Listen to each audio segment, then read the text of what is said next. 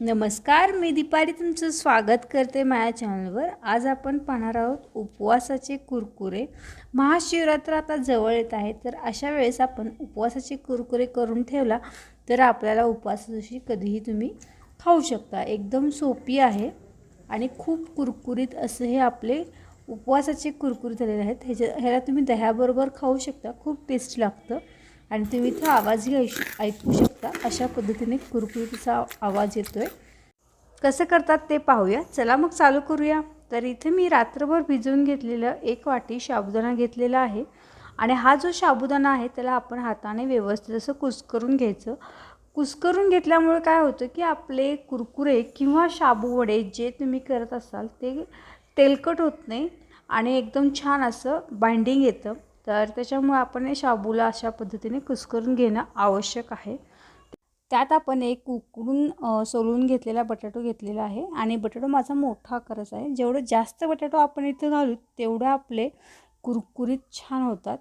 तर इथं मी चवीनुसार मीठ, 4 हिरव्या मिरच्या घातलेल्या आहे बारीक कापून। त्याच्यानंतर मी अर्धा चमचा जिरे, उपवासाला जिरे खात नसाल तर नाही घातला तरी चालेल, आणि भाजून पावडर केलेले शेंगदाण्याचं कूट आपण इथं घातलेलं आहे आणि हे सगळं आपण व्यवस्थित छान मिक्स करून घ्यायचं।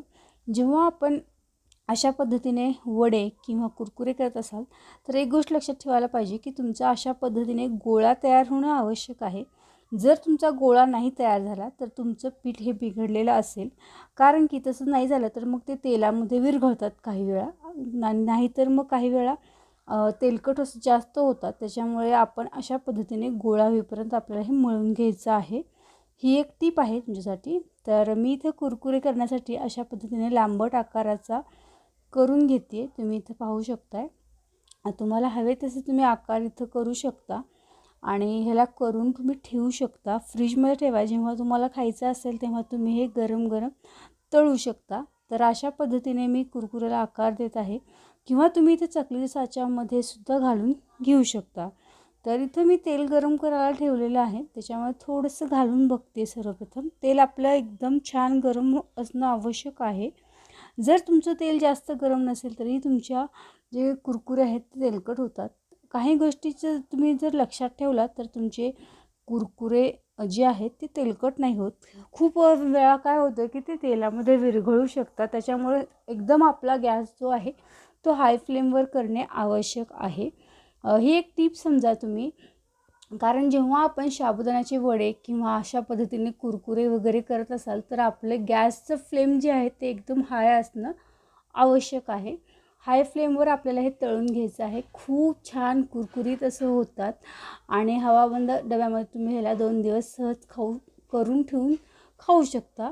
तर इथं पाहू शकताय कलर चेंज झालेला आहे आणि मी तेलातनं हे जे कुरकुरे आहेत ते काढलेलं आहे।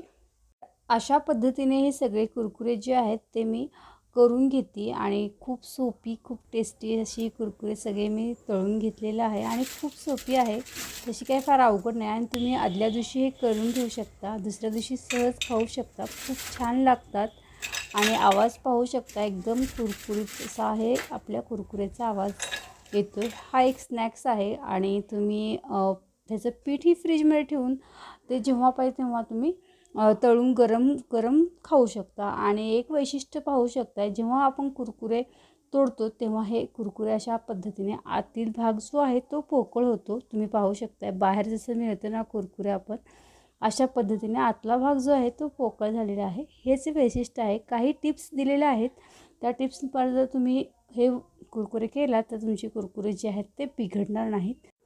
आय होप तुम्हाला माझा हा व्हिडिओ आवडला असेल। व्हिडिओ आवडला असेल तर लाईक करा, अजून सबस्क्राईब केलं नसेल तर प्लीज सबस्क्राईब करा। तुम्ही माझा व्हिडिओ बघितल्याबद्दल धन्यवाद। भेटूया आपण नवीन व्हिडिओसोबत।